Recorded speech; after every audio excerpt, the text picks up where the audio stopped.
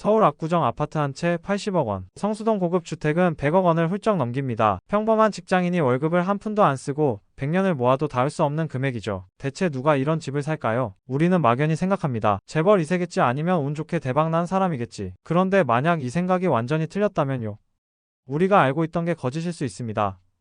올해 2025년 한국 부자 보고서를 보면 이 데이터 속에는 충격적인 진실이 담겨 있습니다. 우리가 인식하지 못하는 사이 대한민국에는 상상을 초월하는 부자들이 폭발적으로 늘어나고 있었습니다. 지금부터 그 비밀의 문을 열어보겠습니다. 47만 6천 명. 2025년 현재 부동산을 제외한 순수 금융자산 10억 원 이상 보유자 수입니다. 전년보다 1만 5천 명이 늘었습니다. 1년 만에 중소도시 하나 인구만큼의 부자가 새로 탄생한 거죠. 이 숫자가 잘 안 와닿으시죠? 전주시나 포항시 같은 인구 40만 명 넘는 도시가 있습니다. 그 도시 전체 시민이 모두 금융자산만 10억 원 이상을 갖고 있다고 상상해보세요. 이게 지금 대한민국의 현실입니다.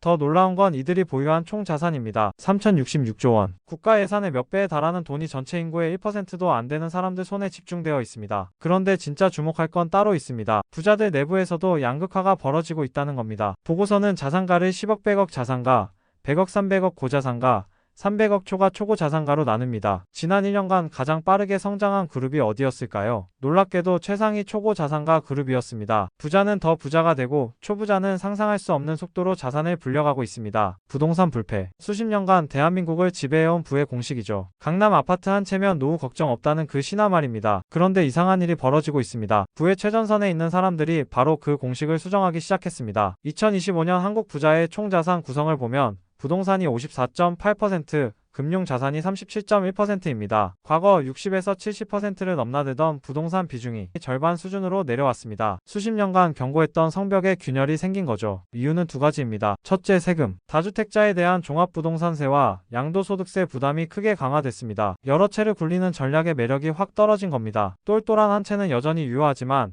문어발식 투자의 시대는 끝났습니다. 둘째, 부동산 PF 부실 리스크. 건설사들이 아파트를 짓기 위해 빌린 돈을 갚지 못하는 사업장이 속출하고 있습니다. 금리가 오르고 경기가 식으면서 빌려준 돈을 못 받을 위험이 커졌죠. 이게 터지면 건설사뿐 아니라 금융기관까지 연쇄적으로 흔들릴 수 있습니다. 부자들은 누구보다 먼저 이 위험 신호를 감지했습니다. 부동산이 더 이상 과거처럼 안전한 자산이 아니라는 걸 깨달은 거죠. 그렇다면 부동산에서 빠져나온 돈은 어디로 갔을까요? 보고서는 부자들에게 직접 물었습니다. 향후 1년 그리고 3에서 5년 뒤 가장 유망한 투자처는? 결과는 명확했습니다. 단기 유망 투자처 1위 주식 55%, 중장기 유망 투자처 1위 역시 주식 49.8%, 부동산 금 가상자산을 모두 합친 것보다 훨씬 높은 수치입니다. 이건 일시적인 유행이 아닙니다. 부의 흐름 자체가 바뀌고 있습니다. 부동산이라는 저수지에서 주식과 금융자산이라는 바다로 이동하고 있는 거죠. 특히 부자들이 주목하는 분야가 있습니다. AI와 반도체입니다. 1850년대 골드러시 때 진짜 돈을 번 건 금 캐는 사람이 아니라 청바지와 곡괭이를 판 사람들이었습니다. 지금 AI 시대도 마찬가지죠. 화려한 AI 서비스보다